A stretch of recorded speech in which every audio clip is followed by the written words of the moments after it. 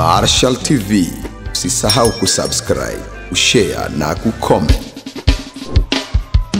Pia bonyeza alama ya kengele ili kupata update zetu kila siku. Msanii wa Afrobeat kutoka nchini Nigeria, Burna Boy ameweka wazi matamanio yake ya kufanya show ya bure nchini Burkina Faso mwishoni mwa mwaka huu.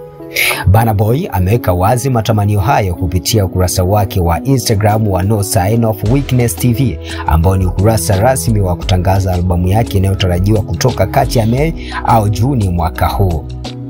Burna Boy amesema kama itawezekana atafurahia kuwapa watu wa Burkina Faso burudani ya bure kabla mwaka huu kuisha.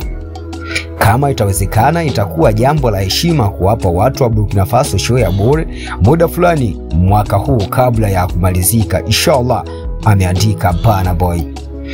Burna Boy hutoza dola milioni 1, zaidi ya shilingi bilioni 2 kwa onyesho moja.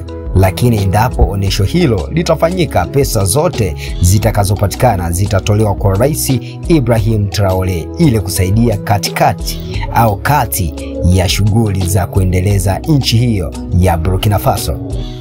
Hata hivyo, mastaa wakubwa wa Afrika wamekuwa wakivutiwa na uongozi wa Ibrahim Traore, mfano Sarkozy, South London, na sasa ni Burna Boy ambaye ameandaa mbali zaidi na kutaka kuwapa burudani ya bure watu wa nchi ya Burkina Faso.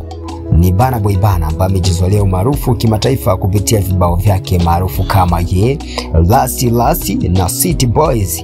Anajulikana kwa ushawishi wake mkubwa ndani na nje ya bara la Afrika, na hatua hii imepongezwa kama ishara ya uzalendo na upendo kwa bara la Afrika. Jiona maoni gani kuhusiana na hili sakata au kuhusiana na hii issue nzima ya Burna Boy kupiga show nchini Burkina Faso bure kwa kuonesha uzalendo ambao anao kuhusu bara la Afrika? Dondosha comment yako hapo chini mimi kufahamisha kupitia Marshal TV, na mimi ni official Memorials_255, ila usisahau kusubscribe YouTube channel yetu kwa ajili ya kupata taarifa zetu kila siku na kwa wakati pia.